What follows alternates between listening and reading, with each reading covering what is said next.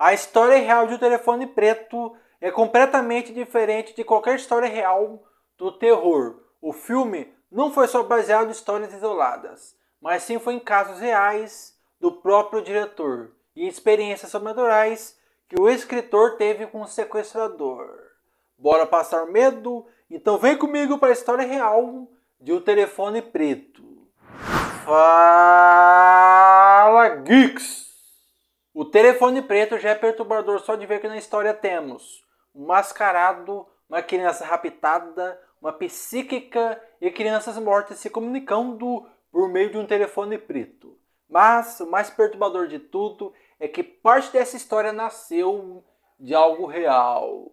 Antes da gente atender essa ligação do inferno, já se inscreva no canal, porque aqui você vai realmente entender o que está por trás das histórias mais sombrias da cultura pop. Pronto? Bora seguir! Tudo começa com um conto. Em 2004, o escritor Joe Hill, filho de ninguém menos que Stephen King, publicou um livro chamado 20th Century Ghosts. Dentro dessa coletânea de contos havia uma história curta e estranhamente incômoda, The Black Phone, ou O Telefone Preto. A história original era simples, mas densa. Um garoto chamado John Finney é sequestrado por um homem sinistro conhecido apenas como The Grabber. Preso em um porão sujo e isolado do mundo, Finney encontra um telefone preto pendurado na parede, desconectado, sem fio, aparentemente inútil, até que o telefone toca. Do outro lado da linha, as vozes dos meninos que The Grabber havia matado antes dele. Eles tentam ajudar Finney a escapar, passando instruções e mensagens do além. Era um conto sobre medo, inocência perdida e vingança sobrenatural. E mesmo sendo curto, tinha um impacto psicológico devastador. Joe Hill sempre teve essa habilidade de transformar o terror em metáfora. Mas o que poucos sabiam é que a base dessa história vinha de algo bem mais sombrio que ficção. Joe Hill cresceu nos anos 70 e 80, uma época em que os Estados Unidos estavam mergulhados em paranoia. As notícias sobre crianças desaparecidas, maníacos e assassinos em série dominavam a televisão. O medo estava em toda parte. Hill contou em entrevista que, quando era criança, tinha pesadelos recorrentes com um homem que sequestrava garotos. Joe Hill se lembrava de ver fotos reais de meninos desaparecidos em caixas de leite e de ouvir histórias horríveis sobre assassinos que caçavam vítimas em bairros tranquilos.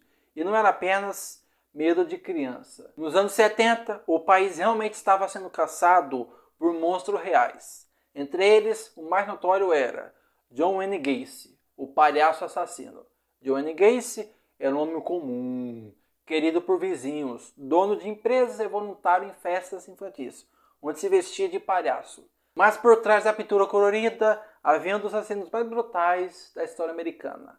Entre 1972 e 1978, Gacy estrupou e matou pelo menos 33 jovens e garotos, enterrando a maioria no porão da própria casa. Ele oferecia empregos falsos, caronas e até festas para atrair suas vítimas. O caso explodiu na mídia. E a imagem do palhaço assassino traumatizou toda uma geração. Os jornais mostraram o rosto de meninos desaparecidos todos os dias. Os pais trancavam as portas mais cedo e as crianças aprendiam a não confiar em estranhos. Esse medo coletivo marcou profundamente a cultura americana e, de certa forma, ele nunca desapareceu.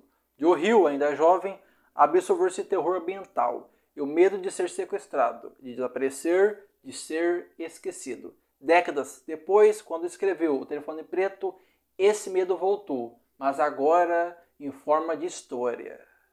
Quase 20 anos depois da publicação do conto The Black Phone, o diretor Scott Derrickson, conhecido por O Exorcismo de Emily Rose e Doutor Estranho, leu a história e ficou obcecado. Derrickson cresceu em Denver, no Colorado, e também viveu sua infância nos anos 70, justamente quando o estado era assombrado por outro predador real, o serial killer Ted Bundy. Para Derrickson, O Telefone Preto era mais do que um conto de terror. Era uma oportunidade de recriar o medo real que ele sentiu crescendo naquela época.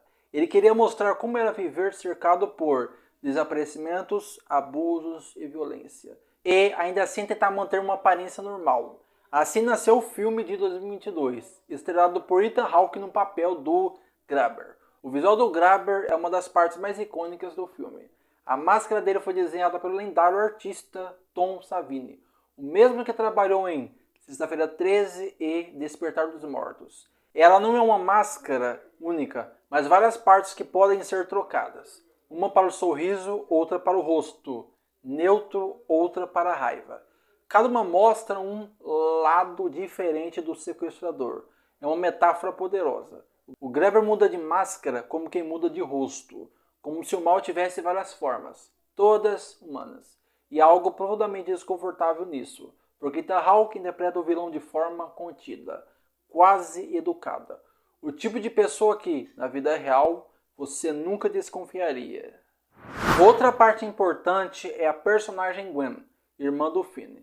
Ela tem sonhos estranhos, quase premonitórios, com pistas sobre os desaparecimentos. Essas visões não são apenas um toque de fantasia. Elas representam o poder da fé e da atenção em um mundo dominado pelo horror racional. Scott Derrickson cresceu em um lar cristão e usou a simbologia para mostrar que o espiritual e o real convivem no mesmo espaço. Em outras palavras, Gwen representa a esperança. A crença de que algo humano ou divino ainda pode interferir no destino. Os bastidores, tanto Joe Hill quanto Scott Derrickson falaram que trabalhar em um telefone preto foi algo pessoal. Hill exorcizou seus medos da infância. Derrickson revisitou memórias dolorosas de um bairro onde realmente ocorreram crimes. Em entrevistas, o diretor contou que o filme é semi-autobiográfico. Ele realmente conheceu crianças que desapareceram e nunca voltaram. E alguns dos personagens, os valentões da escola, o garoto silencioso, a irmã rebelde, foram inspirados em pessoas reais que ele conheceu. O resultado foi um filme que mistura terror psicológico, nostalgia e trauma. Um tipo de horror que parece mais real do que a própria realidade. E aí, você já tinha ouvido falar da história real por trás de O Telefone Preto? O que mais te assustou? O sobrenatural ou o fato de que parte disso realmente aconteceu? Comente e não se esquece de se inscrever no canal. Aqui você vai entender o que há mais profundo e assustador por trás do que você ama na cultura pop. Muito obrigado. Até a próxima história real. Fui!